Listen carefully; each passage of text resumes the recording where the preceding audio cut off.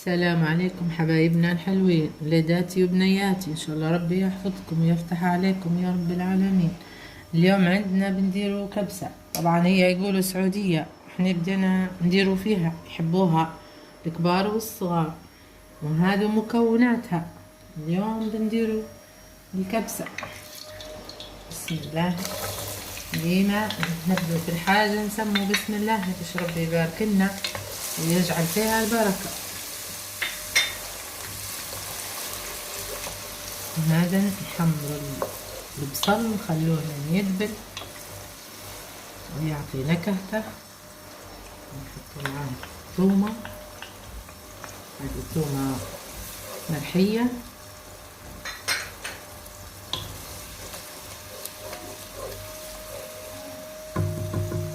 البصل لأن راحت صفرة ذهبية اللون، تو نحطو البهارات،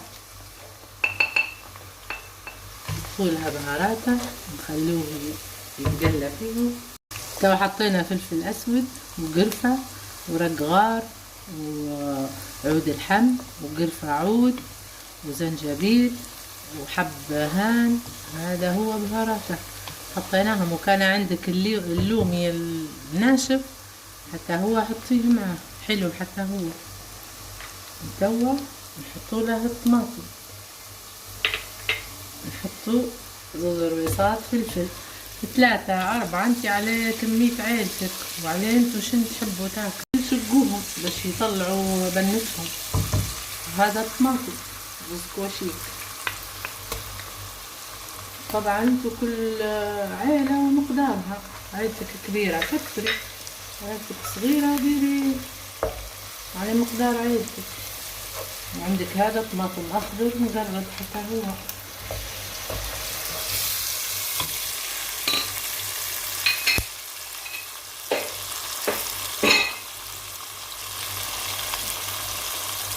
الطماطم الاخضر مقشر، قشريه وقربيه رقيق رقيق باش يذوب ويعطي نكهة.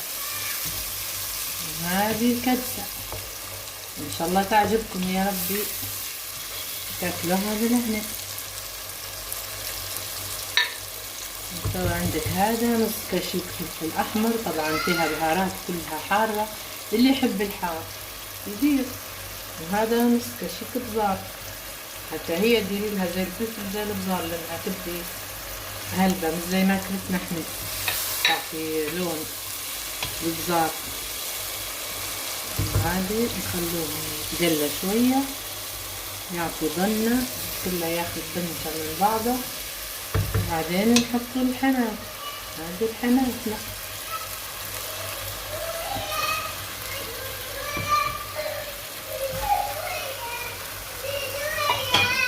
نحطوهم ونخلوهم ياخدوا من البهارات باش ياخدوا النكهة والبنة، يتبلوا يعني يعطي فيها بنة، مش على طول نسيبولها المية ما ياخدش بنة البهارات.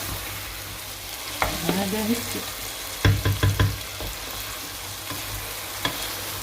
طبعا هي الأكلة دخيلة على ليبيا لكن محبوبة عند الكل، يحبوها الصغار قبل الكبار، مش من أكلاتنا احنا القديمة لكن يحبوها. بسم الله. نسيبولها ميتة.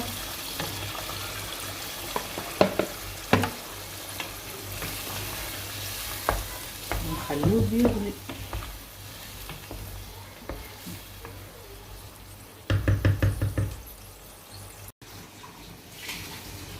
وهذا رزنا اللي طبعا الحبة الطويلة يبدو هو،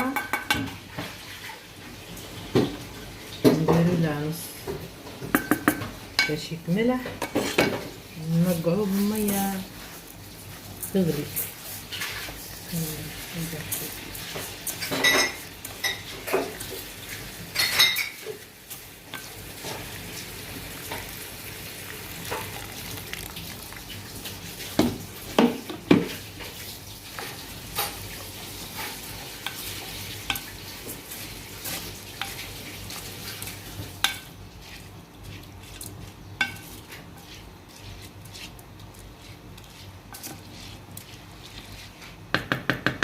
نغلي المية بس يدوب، بدي لين يتغطى.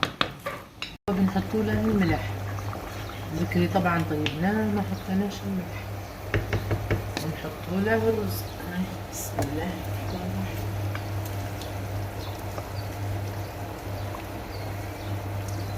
بسم الله.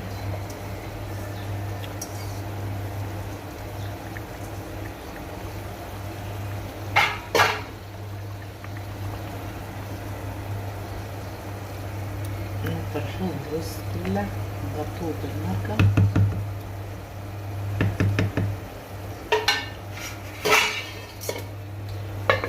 وتوا هذا كبستنا طابت، شفتوها ها؟ الرز ولا حبة طويلة، والحماد طابوا، والدباير طابوا،